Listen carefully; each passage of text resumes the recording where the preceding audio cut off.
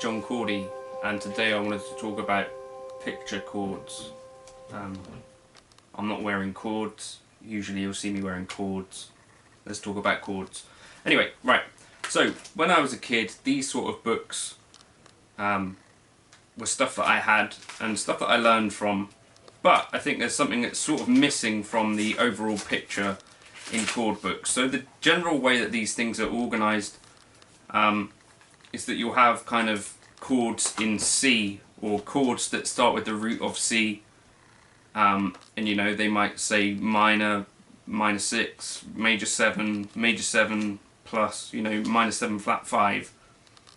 And the thing that sort of is missing for me is context. And so I think maybe one of the misconceptions that I had when I was young was that I'd need to know all of these in order to make music, or that a better guitarist might be able to play all of the chords from a book like this, or a chord dictionary, or whatever you want to call it. But actually I think it's probably closer to the truth that a guitarist that knows the context for a chord is going to sound like they know what they're doing a bit more often than someone who just knows lots of chords and strings them together in a non-diatonic way or a non-contextual way.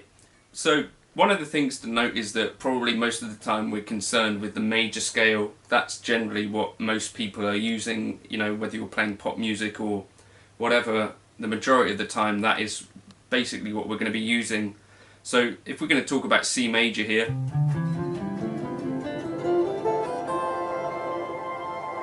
probably use a less outrageous tone. Right, let's use a bit more normal tone. So C major, and identifying the key of a song is really important. And so once you know the key of the song, then some of these rules can apply. That's probably a whole other video in itself, how to identify a key, but if you're working from sheet music, you can identify it from the key signature, or, you know, from it saying this is in C or whatever. But there are other ways, you know, so you might notice that there's a D minor to a G7 to a C major, and you could think of that as a 2-5-1. So look at where the song starts and finishes.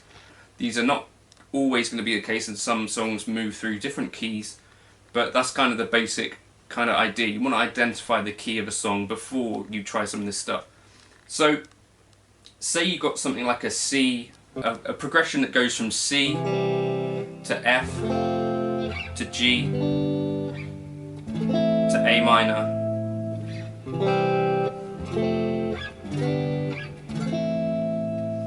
So I guess what you might think coming from the chord book is that you could use any C major, any F major, any G major, and any A minor variant.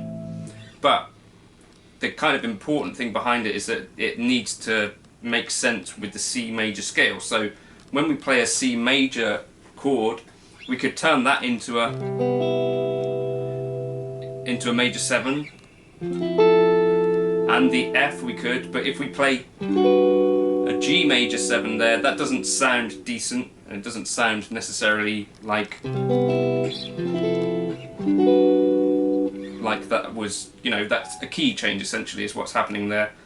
And it's important to know kind of why that stuff is. So if you take, for instance, a major 7 chord, you can use that on chord 1 and on chord 4, but you can't use it on chord 5 because that major 7 is an F sharp, and you don't have an F sharp in the key of C.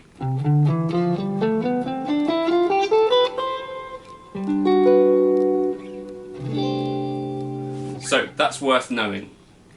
So are there other like easy rules like that we could follow? So kind of yes, so a sharp 11 for instance, you usually find a sharp 11 on a chord 4. So when we're playing in the key of C,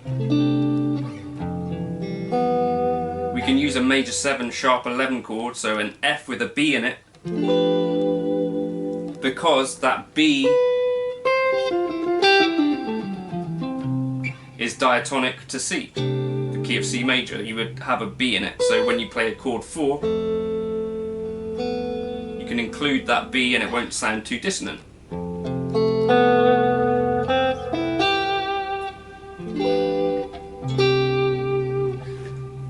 So a major 7 you can use on chord 1 and chord 4. A sharp 11 you can generally use on chord 4. You generally won't use that on chord 1 because you get this kind of thing. So C, F, G, A minor. You get that kind of Lydian sound suddenly, which can work really well for ending a song, but you wouldn't necessarily want to do it in the middle of a tune. So again, we're in C. What about kind of some of the minor chords? So you get this A minor 9 thing that happens quite a lot. So you notice you've got a B there on the top of an A minor. So is there anywhere else we could use that? So you've got 2 other minor chords in the key of C. You've got an A minor, you've also got a D minor, and you could put an E on the top of that D minor, and that would sound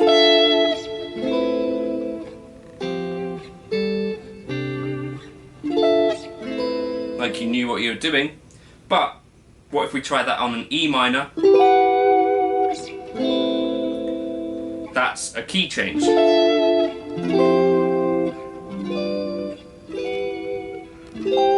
Because you've got an F sharp there,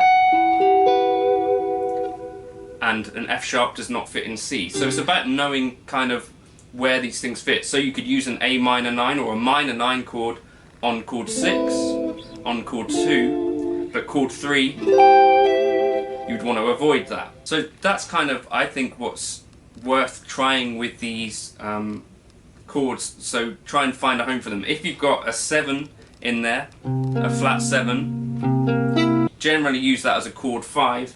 So for instance, you could call this a dominant 7 or just a 7 chord. So you could have C major, D minor, and then chord 5 would be the dominant 7.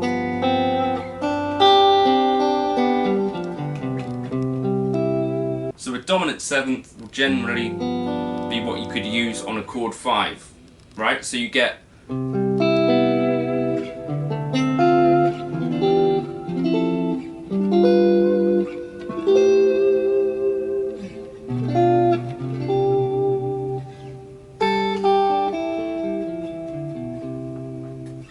So those are some kind of 3 really simple rules that I think are worth knowing, and they stem from knowing the major scale and putting each of these into context. So the first one, a major 7, you can use on chord 1 or 4. The second one, a minor 9, you can use on chord 6 or chord 2. It's a good option. A sharp 11 will normally apply to chord 4. And a dominant 7 will normally apply to chord 5. So those are kind of some of the options that you can use.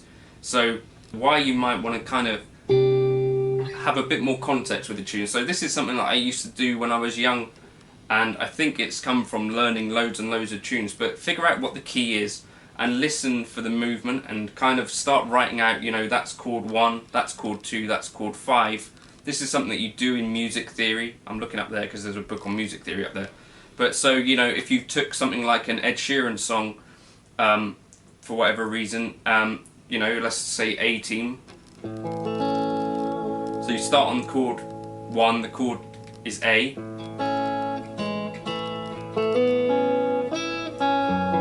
Then go to F sharp minor, chord 6. And then chord 4 is the D.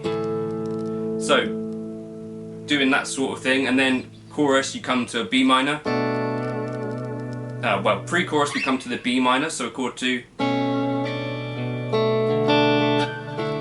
Then chord 4, then chord 1, then chord 5, then chord B minor, chord 2, 4, chord 1.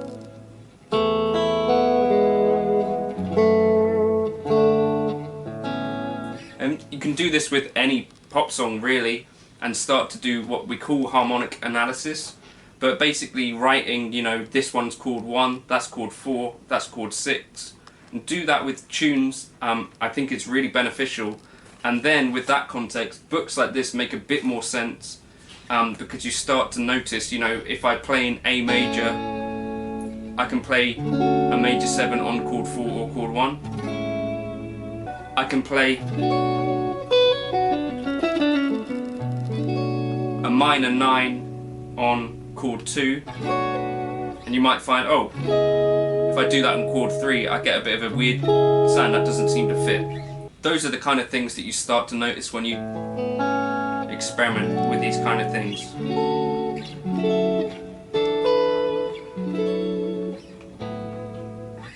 And so yeah, I think that's an important aspect that maybe isn't super easy to talk about, but that's kind of one of the things. So those are some simple rules that I think. So a sharp 11 will normally apply to a chord 4, as long as it's not a dominant 7 sharp 11. A minor 9, a minor 9 can apply to chord 6 or chord 2. A major 7 can apply to chord 4 or chord 1, and the dominant 7 normally happens over chord 5. But it's definitely worth looking at what occurs before the chord you're looking at and after to get a sense of the overall progression, and generally that's where some of the juicy stuff is, and where you can actually figure out, okay, we're in this key, this is what's happening here. I think, I don't know, maybe that's a little bit vague, it's a bit difficult to talk about, but this is the sort of stuff that I think is worth knowing, maybe, you know, and something that could put a bit more context on a book like that, which is literally just a big list of chords, and it's not necessarily that easy to know what you're looking for in there. So if I took a progression where I just said C, F, G, what I might do is try and find major 7 chords that would fit in place of that F, knowing that I can use major 7 on chord 1 or chord 4. I don't know, does that help anyone? Probably not, but I tried. Thank you for stopping by. If you want to like and subscribe, you could. We do videos about chords most Fridays and lick lessons on Monday. I'm trying to help out, but I'm not sure if this is helping anyone. Thank you for stopping by. Cheers.